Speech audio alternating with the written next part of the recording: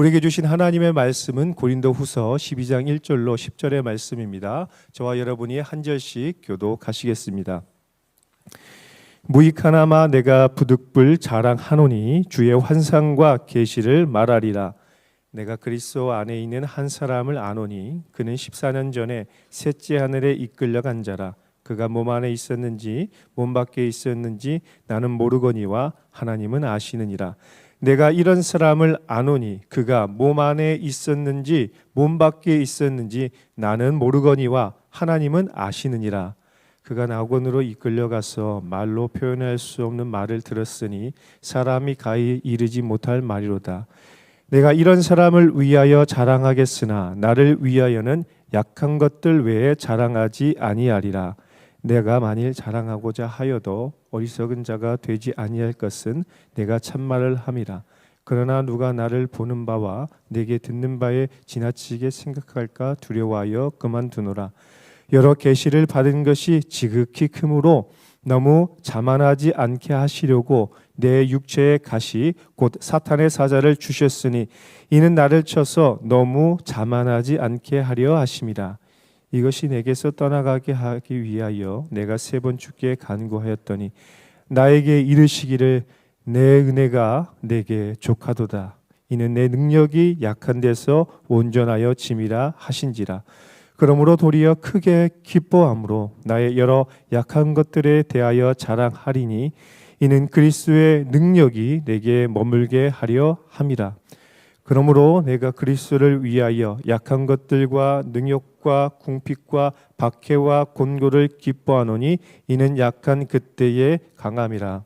아멘.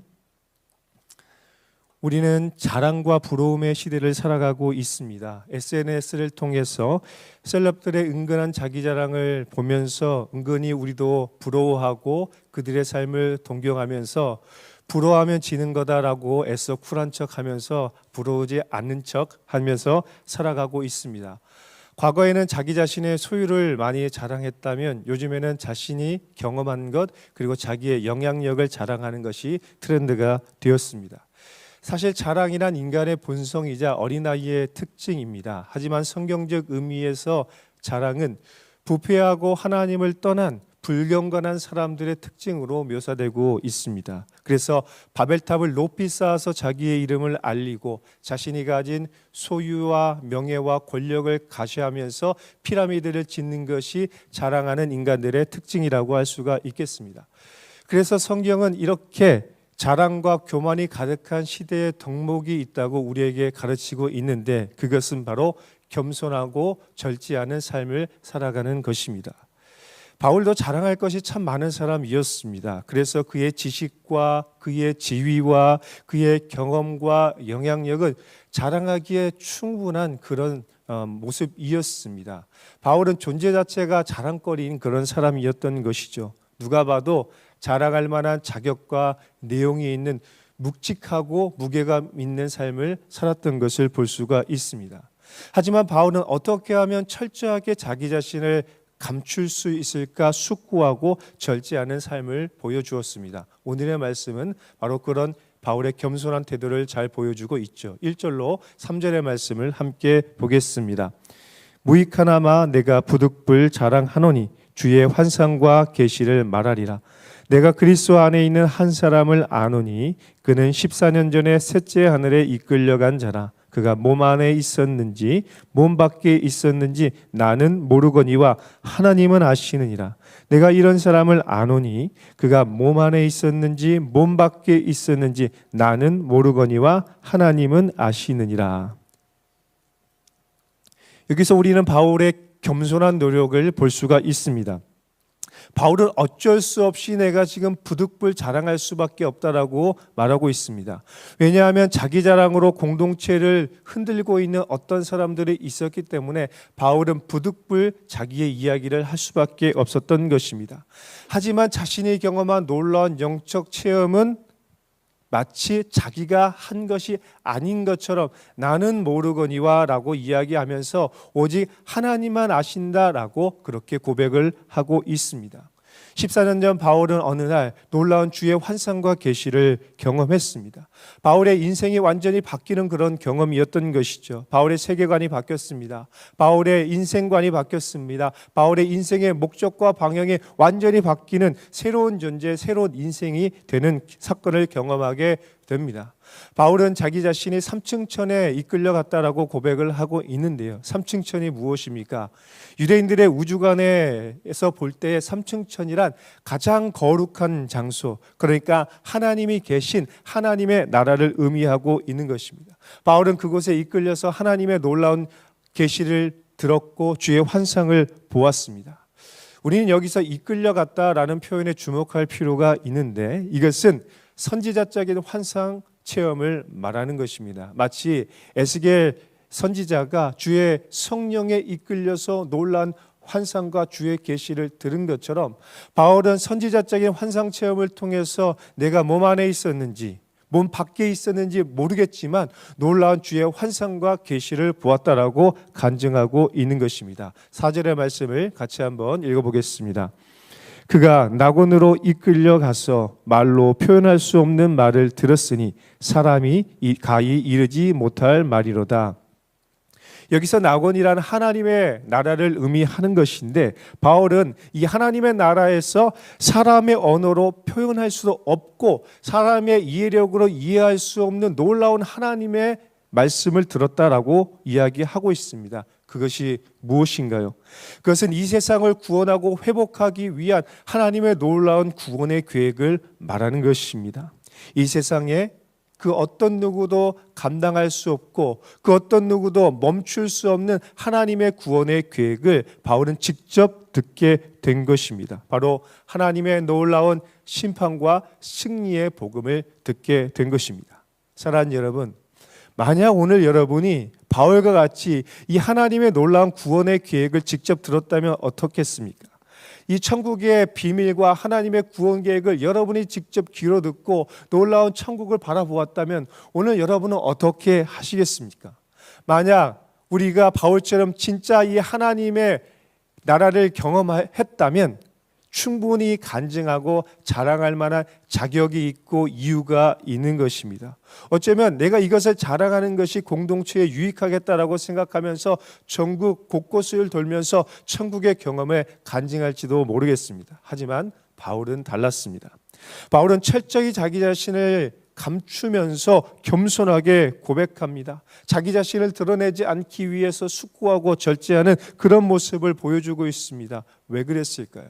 왜냐하면 바울은 자기 자신이 드러나는 것이 아니라 오직 주님만 높이고 주님의 계획만이 드러나기를 원했기 때문인 것입니다. 우리 5절의 말씀을 함께 보겠습니다.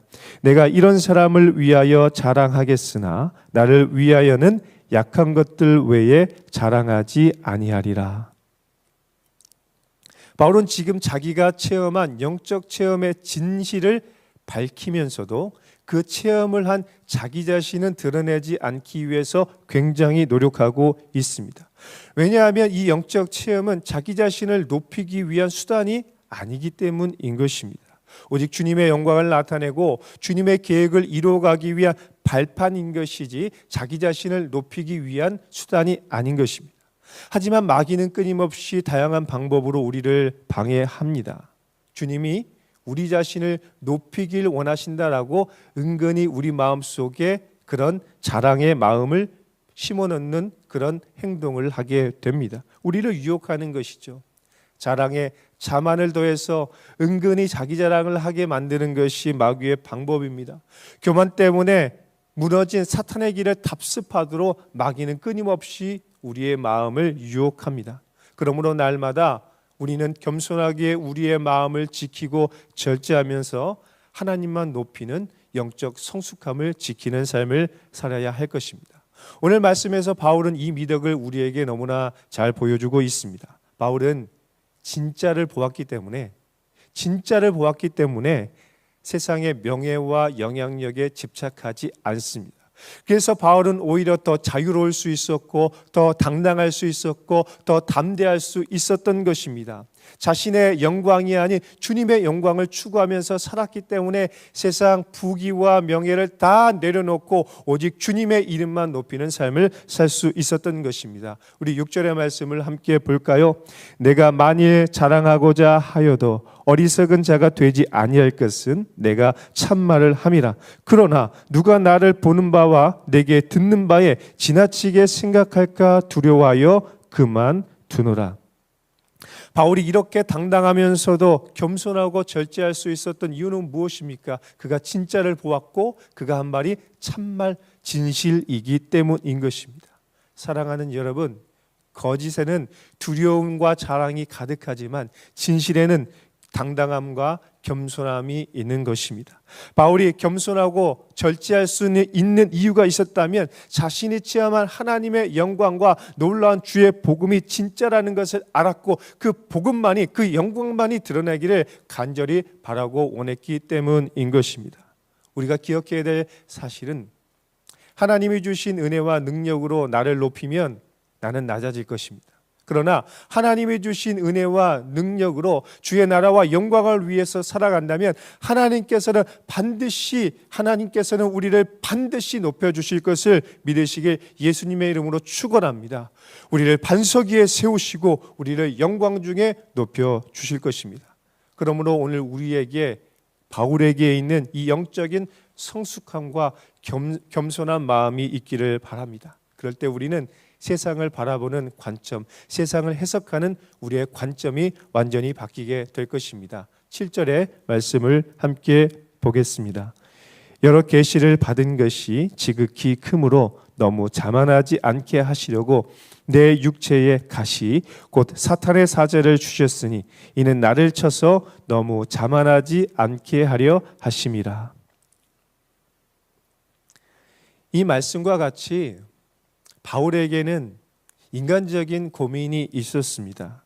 그것은 바울이 체험한 이 영적인 체험 때문에 자신이 교만해지는 그런 삶이 되지 않기를 원했습니다.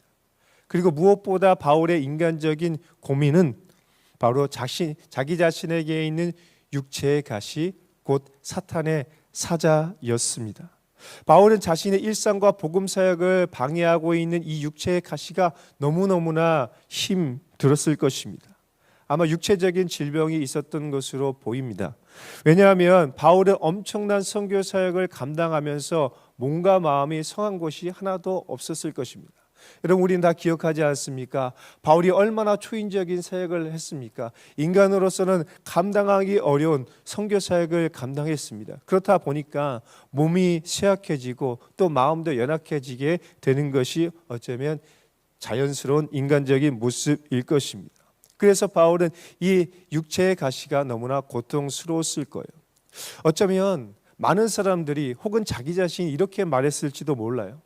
다른 사람을 치료하는 기적의 사람이 너 자신은 치유할 수 없느냐라고 많은 사람들이 혹은 자기 자신이 그렇게 생각했을지도 모릅니다.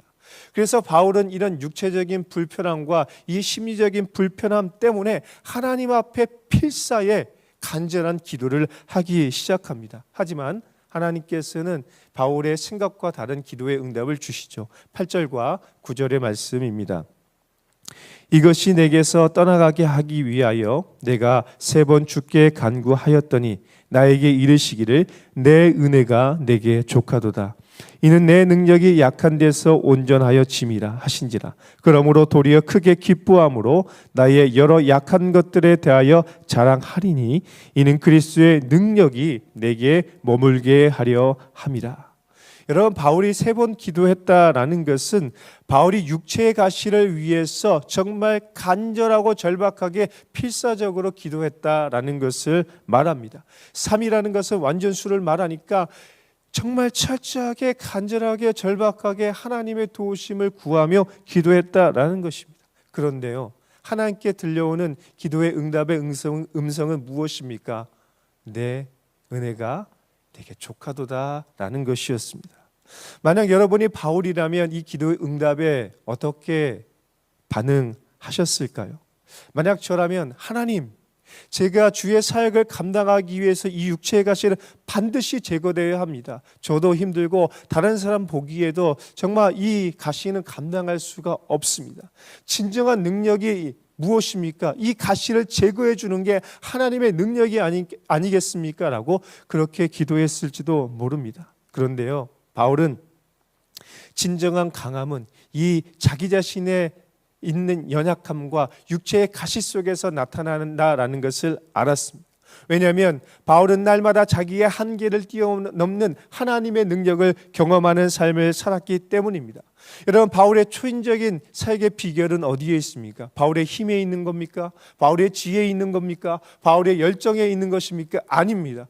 바울의 힘과 열정과 지혜에서 그의 사역의 비결이 있는 것이 아니라 하나님의 전능하신 능력이 자신을 돕기 때문이라는 것을 바울은 너무나 잘 알고 있었던 것입니다.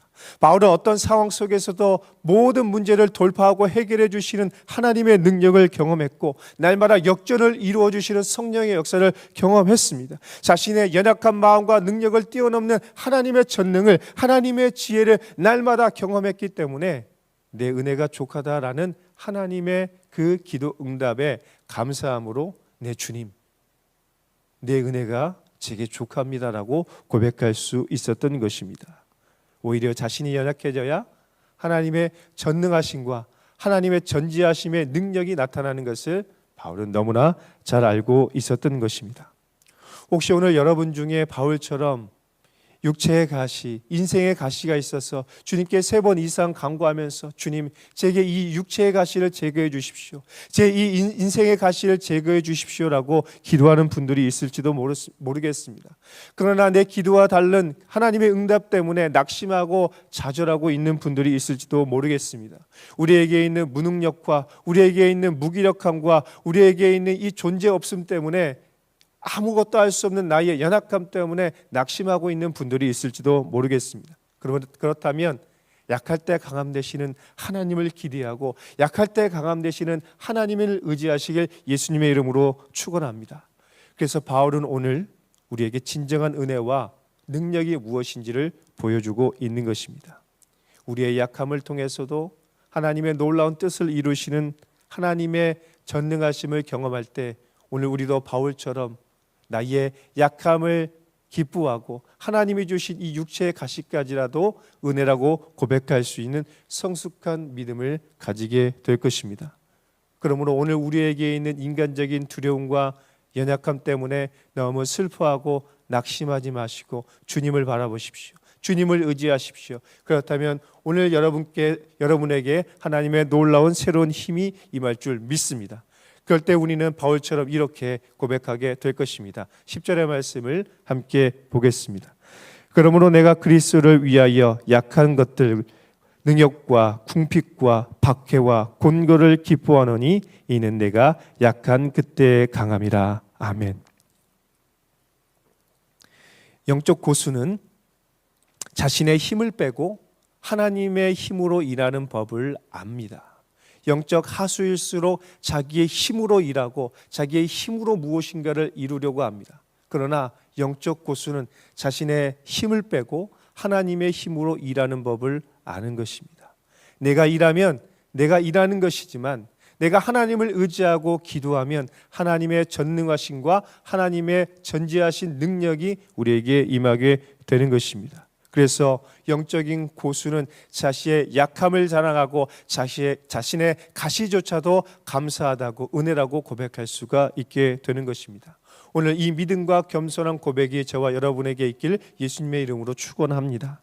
나의 약함을 온전한 능력으로 바꾸시는 하나님의 능력을 경험하시는 삶이 되길 바랍니다. 전능하사 천지를 만드신 하나님께서 오늘 우리의 연약한 인생을 새로운 능력으로 바꿔 주실 줄 믿습니다. 우리는 약하고 무명하나 하나님은 강하고 유명하십니다. 우리는 육체의 가시조차도 해결할 수 없는 연약한 인간이지만 전능하신 하나님은 우리 육체의 가시조차도 하나님의 은혜로 바꾸시는 능력의 하나님, 참 좋으신 하나님입니다. 오늘 이 하나님과 동행하면서 내 은혜가 내게 족합니다. 나의 연약함을 자랑하겠습니다. 오직 주님의 영광을 위해서 살아가겠습니다. 고백하는 바울과 같은 인생이 되시길 예수님의 이름으로 축원합니다. 기도하겠습니다.